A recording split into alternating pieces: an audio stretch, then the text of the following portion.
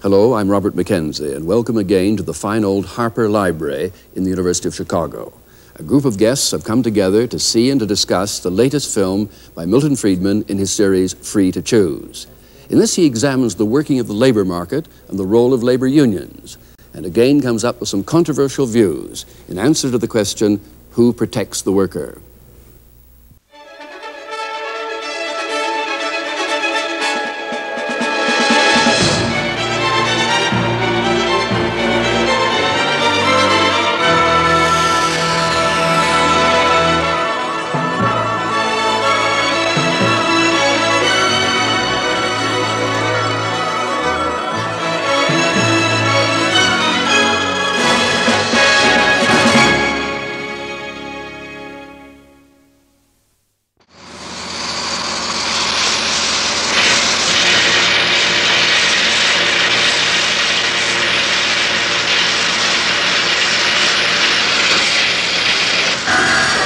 People who earn their living in a modern heavy industry seldom engage in the kind of back-breaking toil that was the everyday lot of most workers a century ago. And yet, they earn far more. What has produced these improvements? The offhand reaction of most people is likely to be that labor unions are largely responsible for the enormous progress that workers have made in the past 2 centuries. But clearly, at least for the United States, that cannot be true. After all, in the 19th century, when workers did very well, there were hardly any labor unions at all. And even today, no more than 1 out of 4 or 5 workers is a member of a trade union, and the remainder do very well indeed, achieving the highest level of living in the world. Labor unions do, of course, benefit their members, but far from being a key to the development of the modern society, they are a throwback to an earlier pre-industrial era, to the agreements among craftsmen in the Middle Ages, or to go back even earlier, more than 2,000 years ago, to the agreement among medical men in Greece. From the tiny Greek island of Kos, the coast of Asia Minor is 4 miles away in the mist. 2,500 years ago, a hospital and medical school flourished on Kos. The great Hippocrates, the founder of modern medicine, worked there.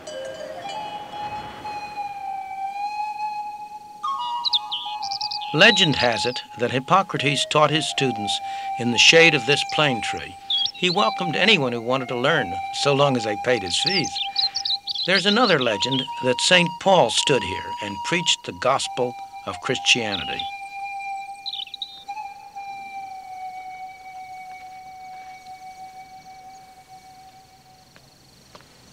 What isn't legend is that Hippocrates and his followers started medicine on the road forward to becoming a science.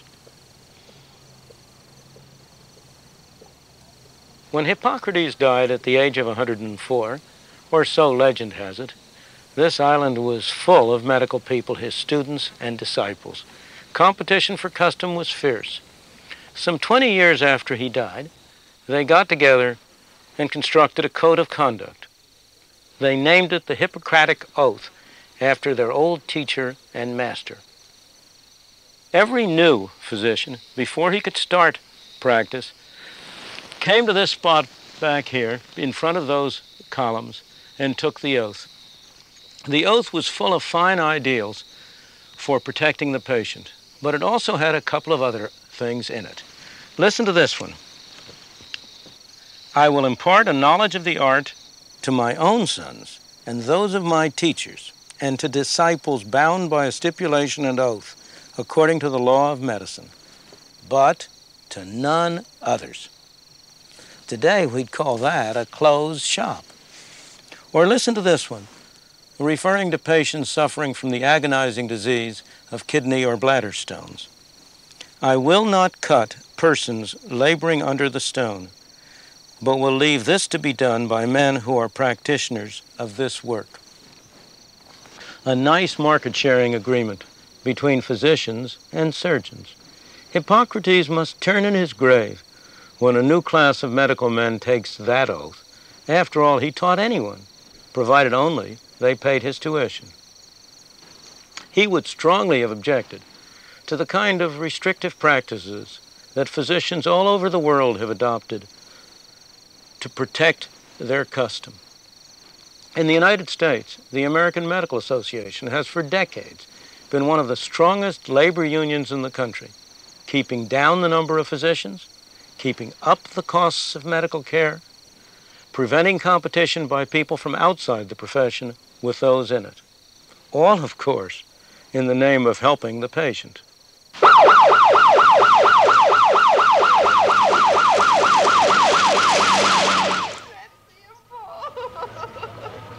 you sit up? I don't know. Can you feel this? I've got her supported right here. Without warning, any one of us may suddenly need medical care. If we do, we want the very best care we can get. But who can give us that care? Is it always a graduate of an expensive medical school who has a union card called a medical license? Or might it be someone like this, a trained paramedic working for a private enterprise organization rendering emergency care? And hopefully we'll get a very good contract out of that. Many such businesses provide primary care for emergency cases in the United States.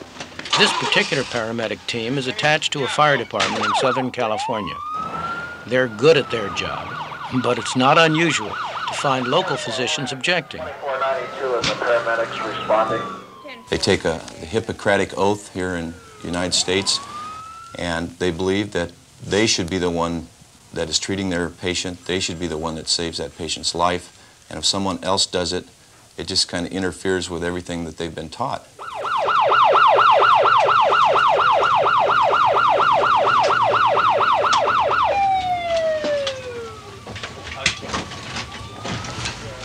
But why should medical care be a monopoly of licensed physicians? Shouldn't anyone who is capable of providing effective help be free to do so? Take your blood pressure here. Anyone see him go down? Yeah, he was just laying here when we got here. You can be sure that no one will be able to stay in this business very long unless he can demonstrate by performance that he's doing a good job. Joe DOLPHIN knows that very well.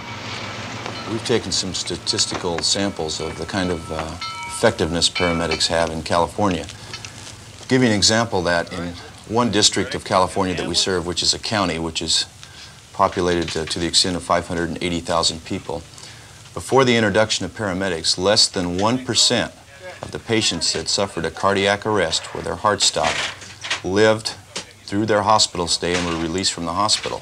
With the introduction of paramedics, just in the first 6 months of operation, 23% of the people whose heart stops are successfully resuscitated and are released from the hospital and go back to productive work in society.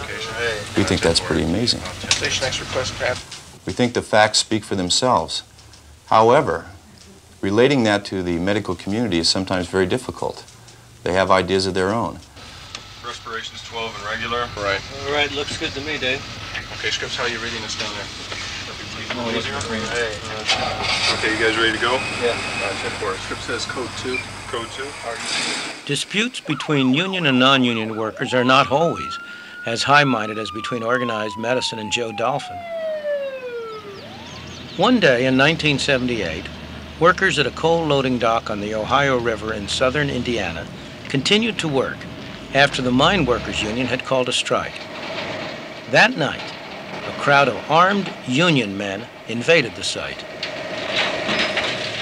And then they fired a little building setting here after they fired Mr. T. Gordon's car here, and threw another firebomb into the trailer. Others had run on back and were firing trucks and shooting holes through tires with handguns. I'd gone back beyond the loading dock here, was standing back in there. I could hear them shooting and the air escaping from truck tires. Of course, there was so many people moving around and doing so much damage and setting so many things on fire, a whole lot of things going on at one time. We should have been heavily armed and shot these people, did something to stop such destruction. I wouldn't have believed that a rabble-rouser could have gathered together that many irresponsible people to come onto a person's property and do this kind of destruction until I'd finally seen it done.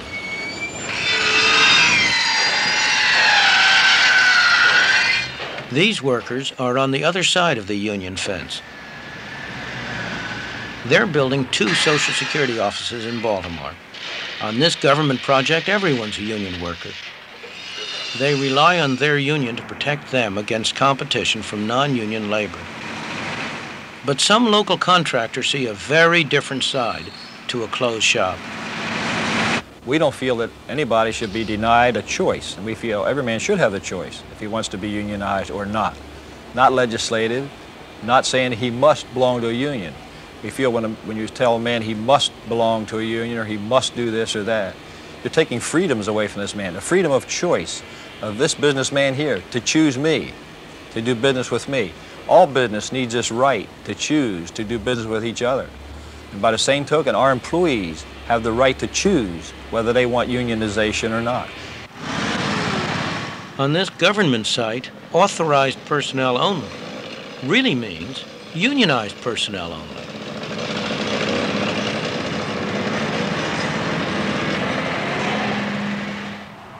Unions have long recognized that the surest and most effective way for them to get power without violence is to have the federal government on their side. That's why so many strong unions have made it a point to locate their headquarters close to the source of power. The heads of the trade unions that cluster near Capitol Hill know this place very well. It is the room assigned to the Committee on Education and Labor of the House of Representatives, and it is where much of our labor legislation is discussed and shaped before presentation to Congress. I know rooms like this myself very well because I've often testified before congressional committees, and they all meet in rooms like this. Up there on the podium is where the members of the House or of the Senate sit. Of course, behind them there will be clustered a bunch of aides. As you know, there are something like 30 to 40 aides for every single member of the House and the Senate. And very often in one of these committee rooms, there'll be almost nothing but aides around. When I've sat in the bear pit over here, where the witnesses sit to testify, I've sometimes thought that maybe the whole thing was a show being conducted by and for the aides, with an occasional member of the House or senator dropping by to see what the show was all about. This is a room in which hearings were held on the most recent increase in the minimum wage, for example. Who do you suppose testified here in favor of a higher minimum wage rate? Do you suppose it was representatives of the poor people who were supposedly being helped by the bill? Not a bit of it. The major people testifying for it were representatives of the American Federation of Labor, the AFL-CIO, the major organization of trade unions in this country. There's hardly a member of one of their trade unions who works for a wage anywhere close to the minimum wage. Despite all the rhetoric about helping the poor, they were in favor of a higher minimum wage for a very different reason, because it would protect the members of their unions from competition from the lower and lesser skilled people.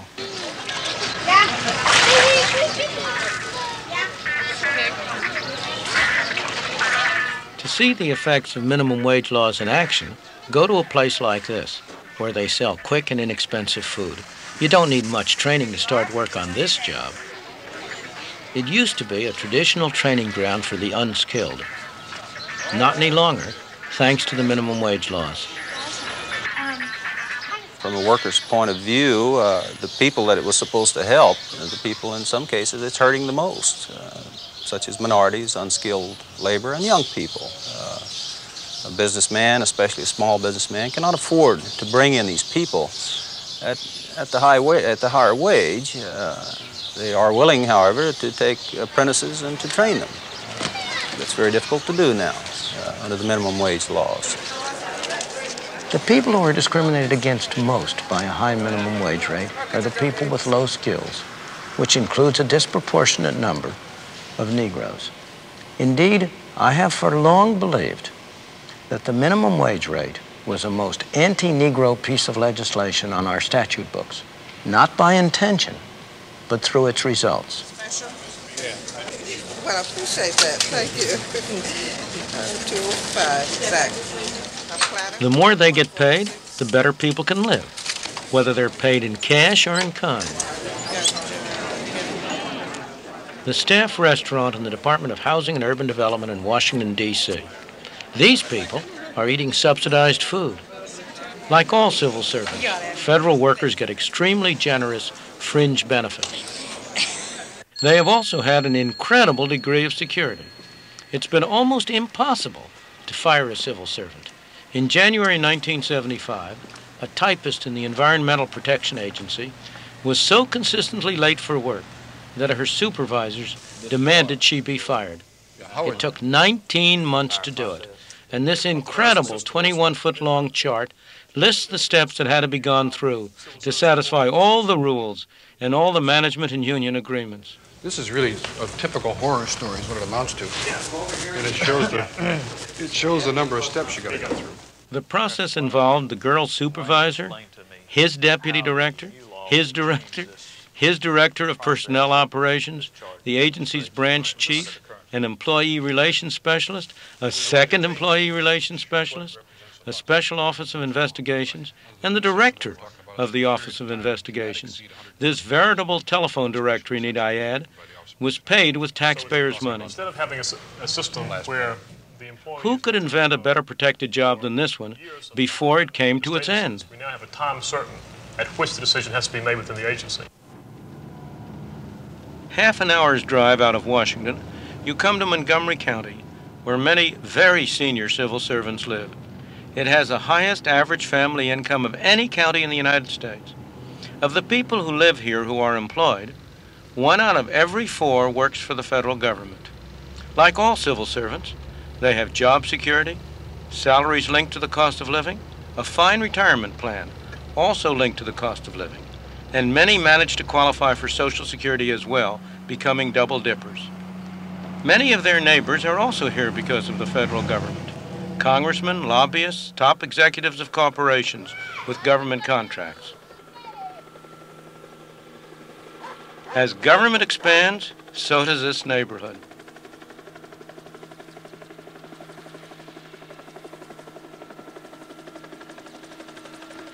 Government protects its workers just as trade unions protect their members, but both do it at someone else's expense. It doesn't have to be that way.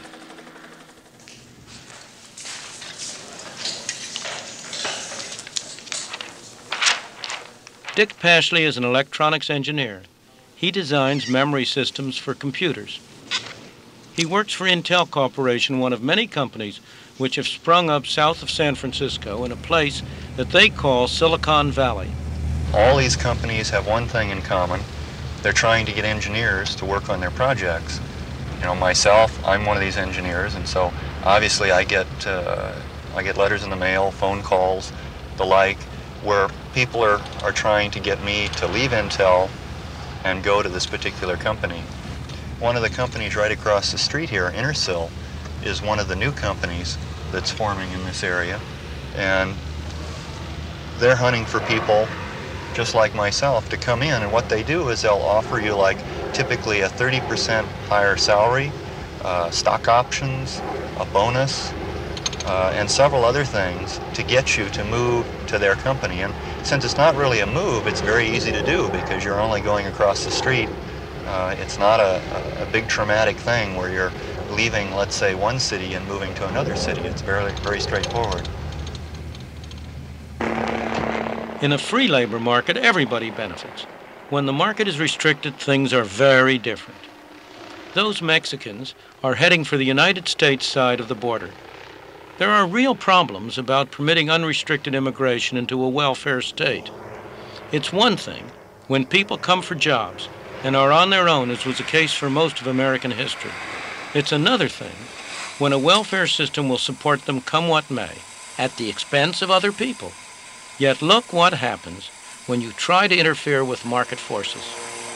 Well, there's several fairly large groups of aliens on the hillsides waiting toward the dark to set in. Other groups that are still on the Mexican side of the border. They'll be coming in shortly, I imagine. We have electronic sensors buried along the hillsides and along the most traveled trails to alert us when there's alien crossings. And from the sensor, we work ahead of them, try to head them off. No, they're right on the fence. They're just walking east. It's 10-4. Okay, you got about, well, I'd say 100 or so here. Thank you, Foxtrot. Párate, párate. Párate, párate.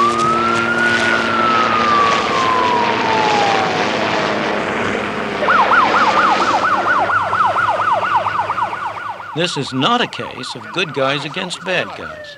The officers are simply trying to do their duty. The poor Mexicans are driven by hunger and attracted by the prospect of jobs. You do good work. The law enforcing people have an impossible job. Vehicle change to 4780. They're going to run, they're going to get picked up, sent back, but sooner or later they're going to make it. Time 1 minute after the next, you know. In 1 month in 1978, 60,000 illegal immigrants were arrested on this stretch of the border. But, believe it or not, the Border Patrol estimated that nearly 200,000 found their way through to places like this in Northern California, where there was work waiting for them.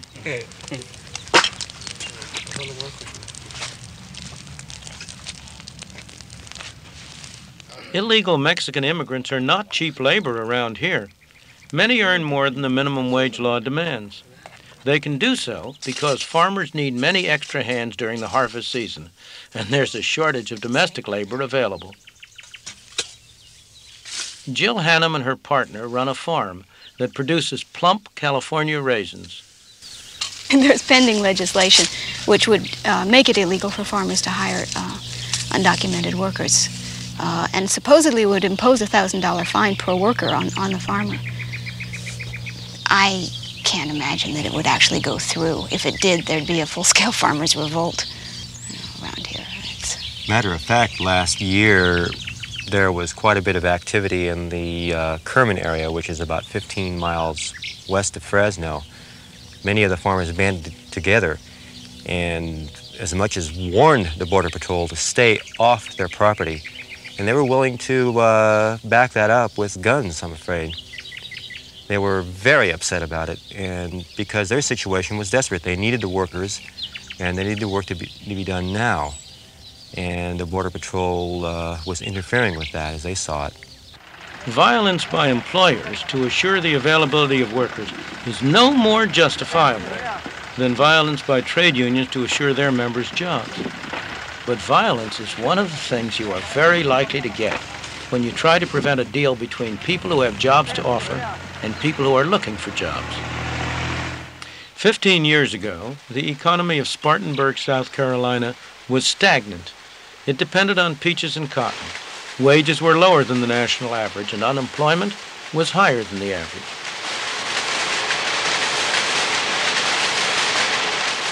Then, dramatically, the picture changed. The people in Spartanburg decided to make their town a center of free trade. They did this by using a new right-to-work law, eliminating many restrictions on labor. The city council cut taxes to the bone. They advertised the fact that Spartanburg was a place worth investing in. By any standards, let alone Spartanburg's, the result was revolutionary. Industrialists came from Germany, Switzerland, all over the world to build factories to set up plants. The workers of Spartanburg clearly benefited from the new industries. The first to notice were the people who owned and ran the traditional industries. In terms of the business, it has been a problem for us. It means that we've got to be on our toes. We've got to be sure that we are providing a good workplace, that we are providing good jobs and what have you, and that we are running as competitively as possible. I think that from the workers' point of view, this has certainly provided them with more opportunities to market for their product, their labor, their expertise.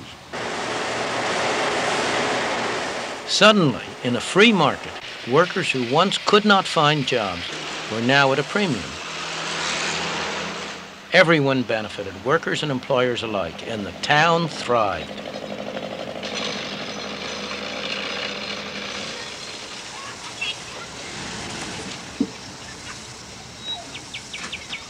One of the workers who arrived in Spartanburg was Mr. Juma. He came as a refugee from Idi Amin's Uganda. We came in this country just with $139. I had a family, my wife and 2 kids. And we came with only 4 bags of clothing, which weighs about 40 pounds each bag. We were not allowed to take more than that. We have to leave all our possession, all our property in the Uganda. And myself, I just came down to Flowers Baking Company, and I was hired as a laborer to work in the plant at $2.49 per hour. Thank you. 5 years later, he was chief accountant of the company. In a free market, his best protection, his real wealth, turned out to be his skills and his desire to use them.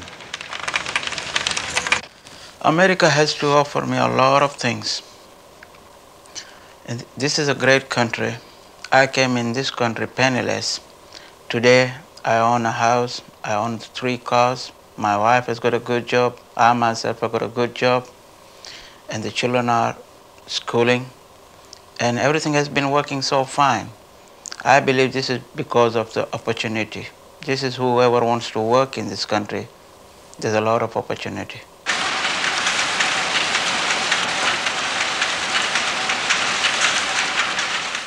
When unions get higher wages for their members by restricting entry into an occupation, those higher wages are at the expense of other workers who find their opportunities reduced.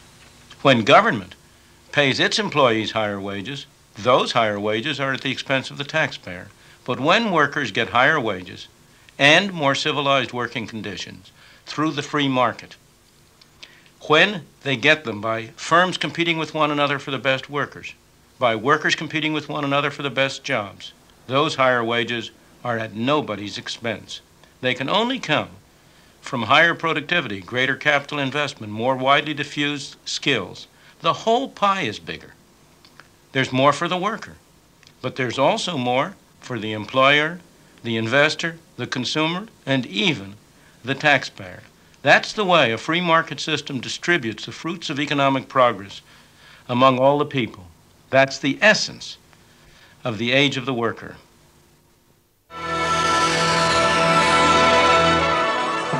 The discussion is already underway here at the University of Chicago, so let's join it. Well, we tried a free market system without labor unions. We tried it back in the 1920s and into the 30s, and it led the world into the biggest economic disaster it's ever seen in modern times. Now, I don't think we're talking free market or labor unions. We're talking free market with or without labor unions. And a free market system without labor unions is a total disaster. Let's get other reactions to this now around the group. It's the free market system, Milton Friedman's been arguing, I think, not labor unions, which best protect the interests and serve the interests of the worker. Walter Williams, your reaction? Well, I think clearly labor unions serve the best interests of workers who happen to be members of labor unions at the expense of workers who are excluded from being members of labor unions. Ernest Green?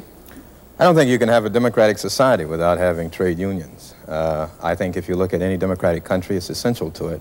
Right of workers to organize, and I think it's consistent. If we're to maintain a democratic country, those freedoms that the right of workers to organize is a primary objective that we have to maintain. Bill Brady? Well, if they are so vital, why are so many union members leaving the union?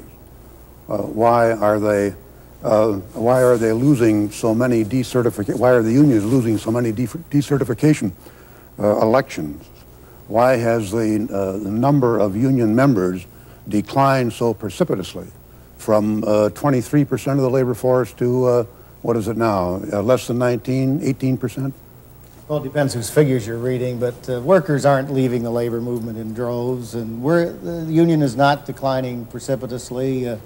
My union, the United Steelworkers of America, the major unions in the country, many small ones are out organizing and growing. The mix of work in the society is changing. We have some employers, as we saw in the film, who can't wait to rush off to the South and try to get in an anti-union environment and invest their money in prosperity in the South instead of in the North, and surely if you invest money anywhere, you're going to have prosperity. So we also have a mix in terms of civil service and service workers, where we have employers who have grumbled on that film. I don't know that if you invest money anywhere that you're going to have prosperity. I don't think that that's a given. That is, you seem to me to be dealing in a premise there that is incorrect. But well, we haven't got a lot of time. Wait a minute now. Wait a minute. The key question we're discussing is, who protects the worker? Is it the labor union or the free market that best serves his interest? Well, it seems like from the evidence that I have from a number of research projects I've engaged in, I found that labor unions protect their members often at the expense of disadvantaged people. And it's a very, very interesting question that labor unions down through the ages have discriminated against all kinds of people in favor of a particular class of workers. We find that labor unions have gone out on strikes and have murdered and maimed people because other people sought entry. And in terms of Mr. Green's remark, he says that in a free democratic society we need labor unions. Yes, that is true. We need the right for voluntary association. That is, people have the right to form associations, but it should not be a requirement that you be a member of a labor union in order to establish a contract for employment. Can't we get some perspective in this, Walter? Talking about unions down through the ages makes no sense at all in terms of where we're at now in this century at this time. This business of trying to relate where unions come from to the medical profession and hypocritical oaths, however one looks at that, back in the Greek islands really has very little relevance. Yes, it does. The violence, hear me out a minute, I waited patiently. Okay. The violence that's associated with, well, not so patiently, but I waited.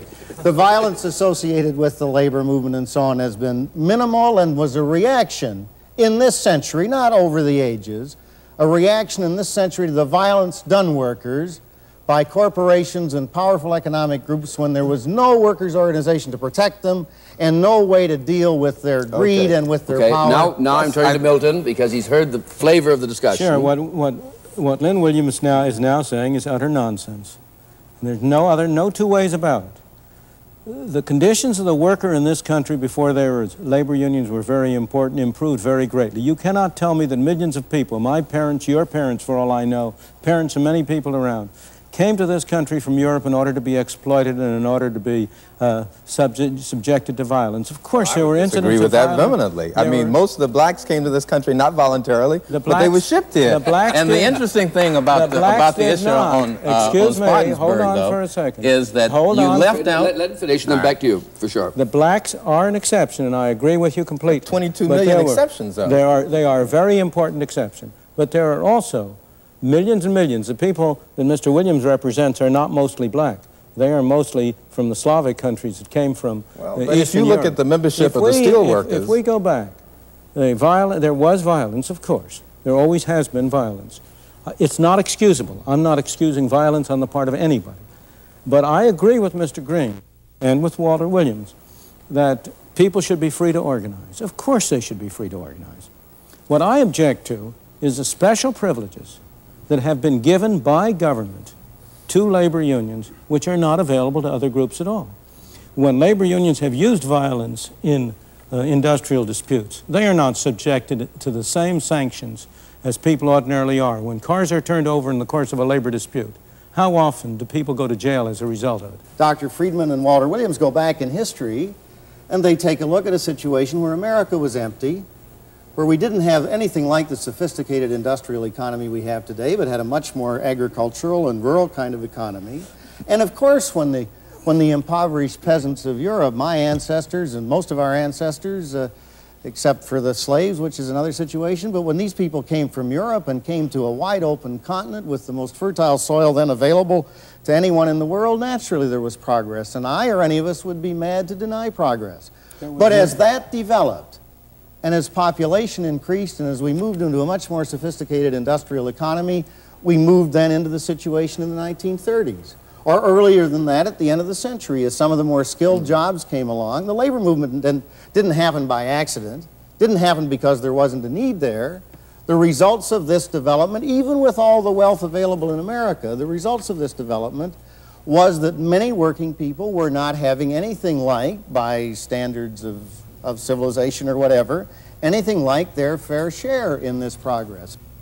Now, you're arguing that in a free market for labor, everyone benefits. Does that mean that you would favor abolition of all immigration restrictions?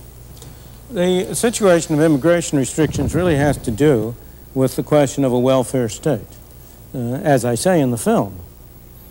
I would favor completely free immigration in a society which does not have a welfare system. With a welfare system of the kind we have, you have the problem that people immigrate in order to get welfare, not in order to get employment. You know, it's a very interesting thing. If you had asked anybody, before 1914 the U.S. had no immigration restrictions whatsoever. I'm exaggerating a little bit. There were some immigration restrictions on Orientals, but it was essentially mainly free. If you ask anybody, any American economic historian, was that a good thing for America? Everybody will say, yes, it was a wonderful thing for America that we had free immigration. If you ask anybody today, should we have free immigration today? Almost everybody will say no. What's the difference? I think there's only one difference, and that is that when we had free immigration, it was immigration for jobs in which everybody benefited.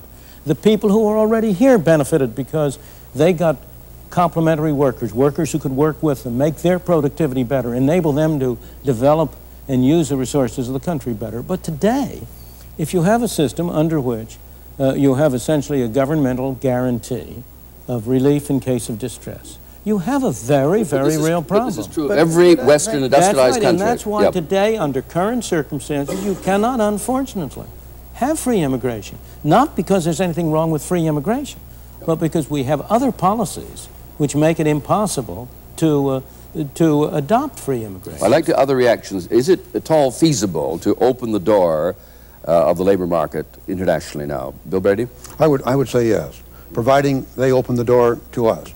I think that the door to not only the labor market, the door to all markets should be open, that is, product markets. My feelings about the undocumented workers or Mexican Americans are inscribed at the foot of the Statue of Liberty. I think that people should have the right to come to this country. Now, those who would say, you know, I hear a number of people saying that, well, the immigrants are contributing to our unemployment problem.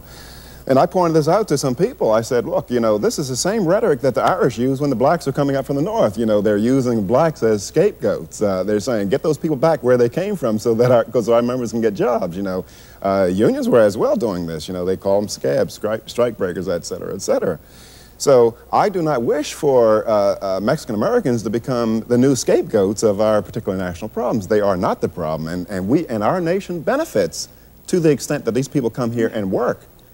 And to that extent, so it's kind of good for them to remain illegal aliens as opposed to being legal aliens where they're subject to our welfare program, so that we don't want them to come here to work. I think that this country cannot have a group of workers to remain outside the framework of our laws and our protections. And as long as we have workers who are attracted to the United States because of the standard of living, and I think minimum wages play a part in that, as part of that attraction. But it seems to me to have undocumented workers without providing either a means of protection for them, and it seems to me we've got to go to a question of providing the amnesty for those generations of workers who have come here over a period of time, now 2, 3, maybe 4 generations. We have to see that they have the same rights and protection of all other workers.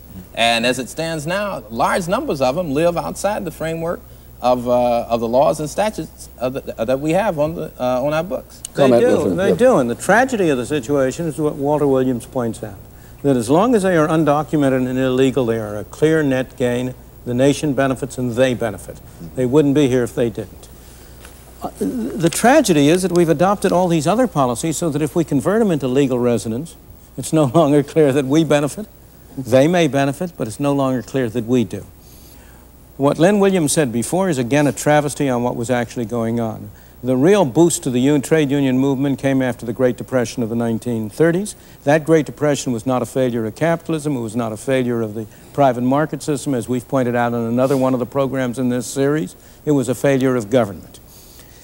It was not the case that somehow or other there was a decline in the conditions of the working class that produced a great surge of unionism. On the contrary, unions have never accounted for more than one out of 4 or 1 out of 5 of American workers. The American worker benefited not out of unions. He benefited in spite of unions. He benefited because there was greater opportunity, because there were people who were willing to invest their money, because there was an opportunity for people to work, to save, to invest. That's still the case today. You say, we have to provide him with something or other, Ernest. Who are the we?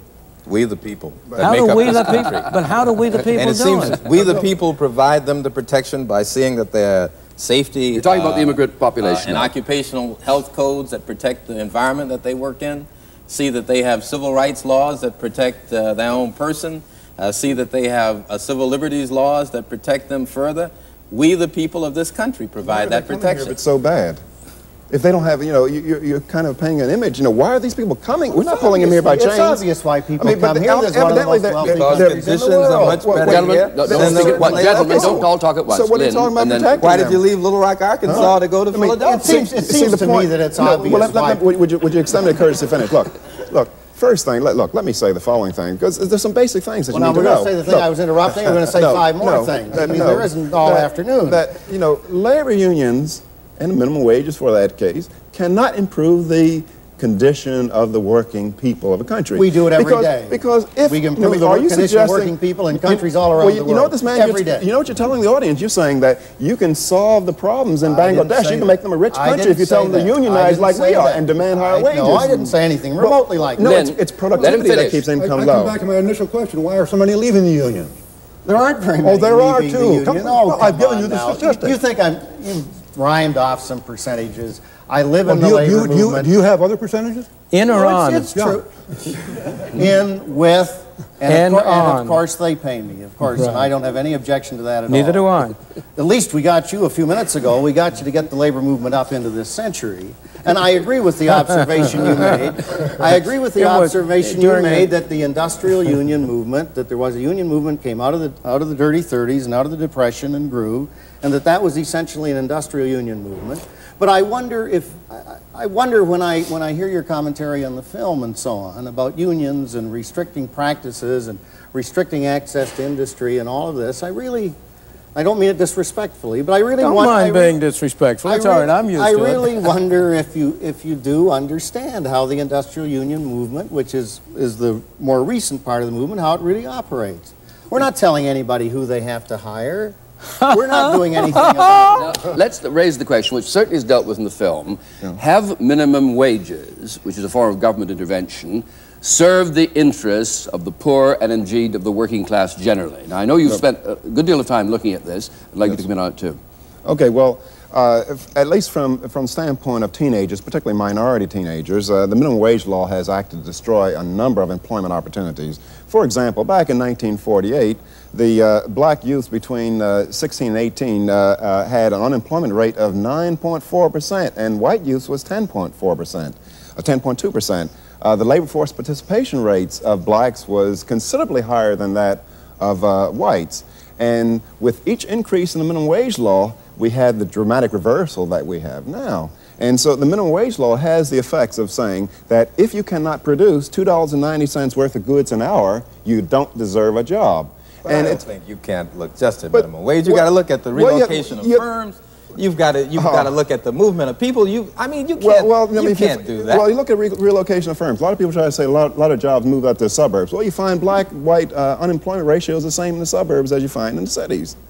So it's the minimum wage. You're taking one element. You're taking one element out of a long historic development. And when you start comparing 1948, even if Lynn is next, Lynn and then Ernest Green. Come on now. I understand the law. law. Educational Lynn achievement, and then Ernest you Green. get a differential between black and white. I'll bang the gavel. Come on, Lynn. Well, you're taking one element years ago in a situation that's entirely different than we're in today, and drawing some conclusions. That's what's the difference. No, there are many other things that are different. The enormous movement of black people in this country between 1948 and now, you can't just wipe that out. And you can't say that's. You certainly can't say that's the minimum wage. But you know, and that has an enormous amount. I want this case made. Now, has the minimum wage served the interests of the working people of this country? I don't think there's any question. I don't think there's any question that the working people of this country would be much worse off than they are today. The youth of this country would be much worse off than they are today if we didn't have minimum wage. Okay, now Bill Brady, come on. Well, no, it's minimum wage. Is it a good idea or not? You're an industrialist. It's a bad idea. It is patently one of the worst things that we can do to our youth. We prevent them from. How many kids do you hire? What's that? How many kids do you hire? I have 2. It's not important how many kids. But it is. Minimum wage doesn't affect his industry. His wages are far above the minimum wage. Doesn't affect a single one of his members.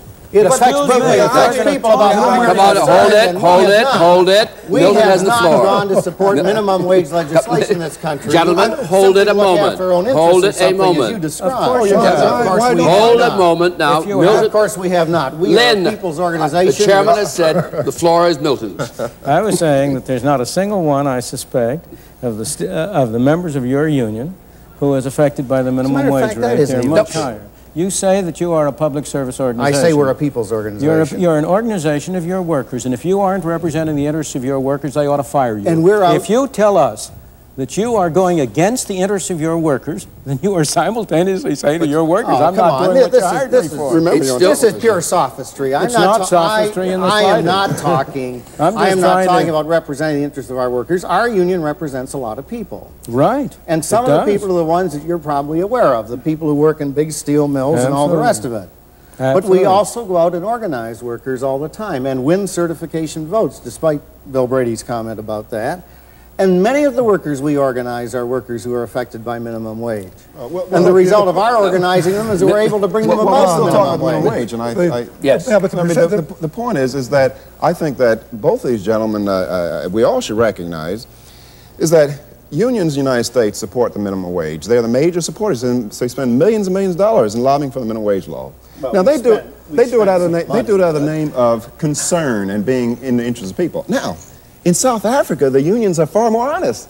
That is, those white racist unions over there, they say we support minimum wages and equal pay for equal work so as to protect white jobs. That is, to protect white jobs from low-price competition. But are you not implying, Walter, that we're white racist unions? No, I'm not saying that. No, I'm saying that it doesn't make any difference about the intent. Walter, the effects are independent of intent. Wage, Ernest Green. Well, they have very Ben Hooks of the NAACP supports minimum wage. The floor belongs to Ernest. Reason support minimum wage. Why? They represent middle-class blacks. No. They don't represent the poor blacks on the street. The membership of the NAACP probably and they're owned by the AFL-CIO. They aren't owned by the AFL-CIO. Order.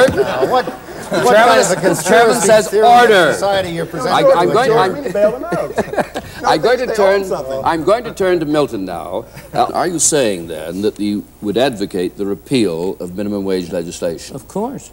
You would? Of course I would. Bill Brady. I should like to ask Ernest and Lynn why they want to restrict a minimum price to labor. Why don't you let me have a minimum price on the products that we manufacture? Well, we aren't here, as I understand it, to discuss your problems at the moment in terms of the owners. Is there a difference? Why a minimum on a product? You're the people, I assume, are so anxious to have the free market system and to compete with each other and all the rest of it. We're talking about the needs of the workers. We're talking about the needs of the people who come into a society which isn't providing enough employment for them, which clearly doesn't seem to be able to provide enough employment for them, and what are we going to do? And I think this notion that somehow if we just let every guy who's running a hamburger stand or whatever, we just let all these people exploit the young people of this nation in any way they chose, pay them any little rate they could get away with, that everybody would then to go to work, would everybody then have a job is absolute nonsense. I want to bring Milton to one of the final stages of his film, which is on Spartanburg, South Carolina. Sure. And I want to know what conclusion you're drawing from that. Would you, in effect, like to see the whole of the United States become, as it were, Spartanburg writ large? Absolutely. Yeah. What would that mean? And then we'll get their reaction to it. It would mean a widening of the opportunity for everybody. It would mean an opportunity for employers all over to compete with one another for workers. It would mean an opportunity for workers to find jobs which can make the greatest use of their own skills and their own capacities. It would mean that consumers would be able to get better products at lower prices. You know, consumers enter into this situation too. You might think that somehow or other, you know, one of the things that's always a mystery to me, if a $2.90 minimum wage benefits people, why wouldn't a $6 minimum wage be better? Wouldn't a $10 minimum wage be better? Why don't these people come out for a $200 a year minimum wage? If all you had to do is to make a country $200 a year is pretty small. $200 a day, an hour. Or extended to babysitters. Yeah, if all you need to improve the lot and conditions of people is to legislate a higher workforce. No, you're back on minimum wages. I want to know how Spartanburg would Spartanburg improves matters because it introduces a wider range of competition. And the real thing that protects a worker is the existence of alternative employers seeking his services, just as what protects a consumer is alternative sellers. Milton, you omit one thing that it would do, and it would result in a very substantial increase in capital investment. Absolutely, it would. And capital is the worker's second best friend. Sure. This is only to say that a busy economy, one in which there's investment and development and so on, is an economy that's a good economy for working people and for everyone else. I think we say that in the AFL-CIO at least once a month, all the time. There's nothing in which we're more interested than having a busy, functioning economy. The question is how to bring that about. I do suggest, and I think I think can be defended as long as we want to discuss it, that the prosperity we have in America today, that the labor movements have made labor movement has made an enormous contribution to that, and in the absence of the labor movement and in the absence of minimum wage, this would not be as prosperous a country as it is. Now, hold it there. That is not to say that it's Lynn. perfect. I want to get a reaction to that. He stated the case for what the unions have achieved. Could we go around, first of all? Do you accept any part of that? You know, it's preposterous, you know, as I suggested before. I mean, if minimum wages can make people richer. No, unions we're talking about. Well, now. if unions can make people richer, well, all you have to do is tell people in Bangladesh, why don't you unionize and demand a higher wage? You can be rich like the United States. We're telling them everywhere in the world. We told them in Japan. Workers have higher wages in our country because they're more productive. That's how you get higher wages. And this is just plain, I mean, it's nonsense. And why are they more productive? Huh? Because they have capital. Enormous capital investment. Oh, no, right. Yeah, and the highest wages are paid in the capital-intensive industry. And because there are consumers to buy the stuff who have wages which enable them to go into the marketplace and buy something. Without the capital investment, they wouldn't have the wages. There would be no way of paying them without the capital investment.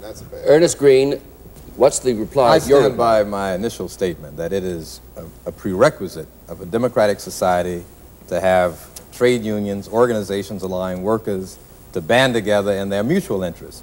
And if that group, I'm saying that trade unions like A. Philip Randolph, sleeping car porters, the Pullman car company would have never, on its own, given those workers who worked very hard, were very productive people, well educated, any increase in their wages had it not been for the intervention of Randolph. The crucial issue is whether governmental measures which have the effect of favoring union organization, of giving them privileges and immunities that are not accorded to other organizations in the society, benefit the society as a whole or harm the society as a whole. The proposition I tried to make in this film was that the source of the prosperity of this country was freedom of enterprise, freedom of employers to hire, of workers to work for whom they wanted to, that insofar as unions had played a role, they had protected some workers at the expense of others and had retarded the prosperity of this country. I think that Lynn Williams' statements to the contrary cannot be supported by any empirical or other evidence, that he has, understandably, I'm not blaming him for this, he would be faithless to his job if he did not believe sincerely in what he's saying. I'm not questioning his sincerity, but sincerity is a much overrated virtue in our society. The plain fact is that there is no evidence whatsoever that either unions or minimum wages have made positive contributions to the prosperity of this country. Some unions have, of course. Some unions have done great harm. It's not an open and shut picture in which you can make a sweeping statement. But on the whole, the growth of this country, I do. The sweeping statement I make is that the prosperity of this country derives primarily from freedom of enterprise and freedom to hire, to employ, to work, and not from restrictive measures imposed by trade unions. Everybody briefly now, Ernest. And I would say that the intervention of a strong federal government, who those employers hire, the kinds of protection, the wage standards, health conditions are the requirement of this government to protect its people, because the history of it has shown that that hasn't occurred. And in your case in Spartanburg, South Carolina, again, I argue that the only reason that they can come back now and attract firms from Switzerland and Germany is because, one, that we had a strong government that provided protection for all of its citizens, which didn't occur 15 years ago. Brady? Economic freedom, in my opinion, should not be a bridge. I think that these two gentlemen are advocating that it be a bridge. They're advocating a retention of the minimum wage. They're advocating, I think that Lynn Williams is advocating a retention of the Davis-Bacon Act. They do not, it seems to me, believe that freedoms are interdependent and indivisible. There are freedoms, there's economic freedom, there's press freedom, there's freedom of assembly, there's religious freedom, and you are advocating, to me, a great abridgment of economic freedom, and when you do that, you injure the other freedoms that we have, and if you do it enough, as we are doing in this country today, if you do it enough, we are in danger of losing all of our other freedoms. Now we leave this very spirited discussion, and I hope you'll join us again in the next episode of Free to Choose.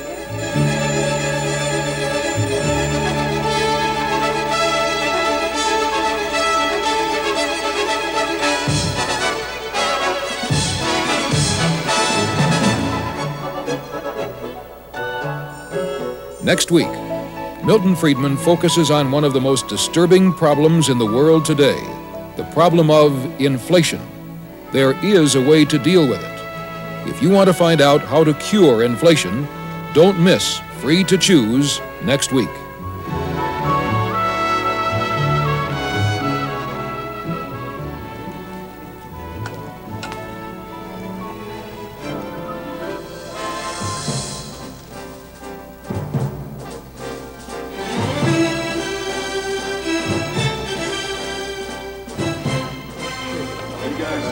Can you guys get back for us? I really appreciate it. Thank you.